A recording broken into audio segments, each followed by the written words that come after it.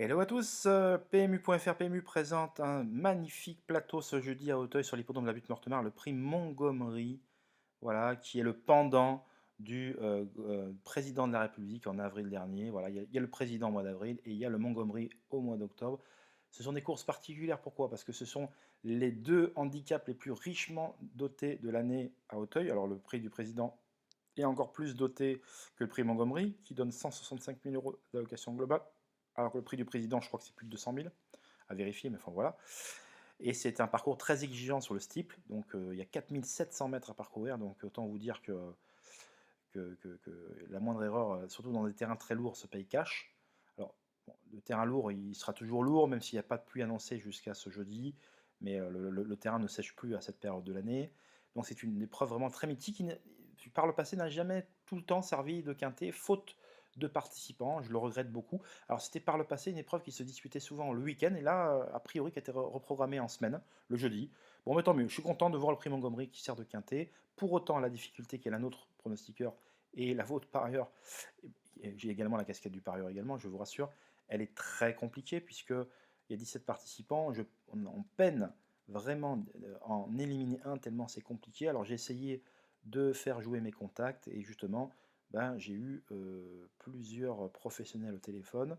Vous pourrez écouter l'ensemble de mes interviews sur mon site internet www.caparros.fr. Vous pouvez souscrire de manière hebdomadaire, mensuelle. N'hésitez surtout pas, il y a toujours des informations et ça, on peut prendre des notes, des carnets de notes régulièrement.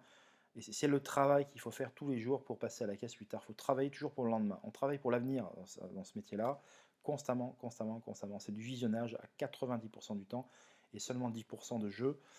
Il faut beaucoup observer, beaucoup écouter ce qu'on vous dit, mais déjà observer, savoir regarder une course, savoir regarder un cheval malheureux, et ensuite savoir également bien interpréter les propos de tous les professionnels.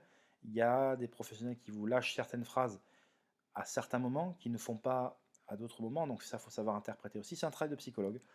Et donc, voilà, quand on connaît bien les forces en présence, ça nous facilite la tâche.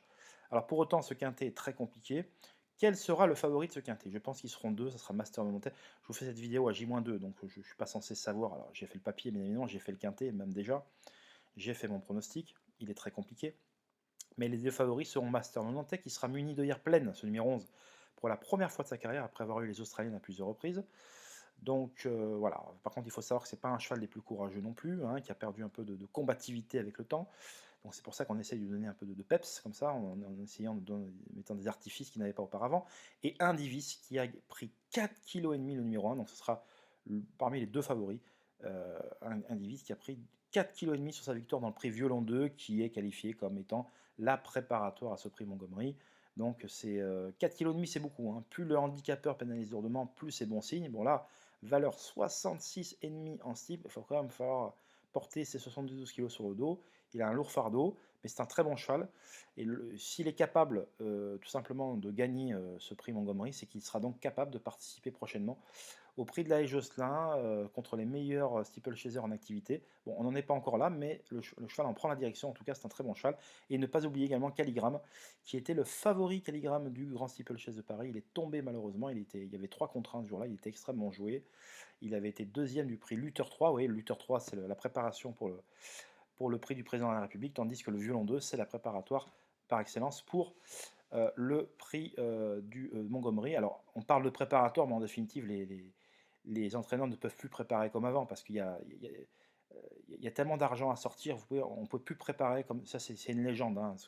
On essaye de faire ce qu'on peut, mais si ils peuvent gagner la préparatoire, je peux vous dire qu'ils le font, ils ne s'en privent pas parce que voilà, on vit à une époque où on court constamment après l'argent, après l'inflation, le prix de l'électricité qui a augmenté de manière exponentielle, etc., etc., les charges. Voilà, donc si vous voulez, voilà, je vous fais un petit topo de tout, mais voilà, ça c'était valable il y a quelques décennies, mais c'est plus le cas. Voilà.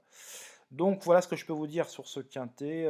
3 favoris, mais j'ai une interview, une analyse faite par un ami à moi, un ami jockey, et je vous invite à la retrouver parce que ça, vous ne retrouverez ça nulle part ailleurs que sur www.caparros.fr. Allez, on se retrouve pour d'autres informations.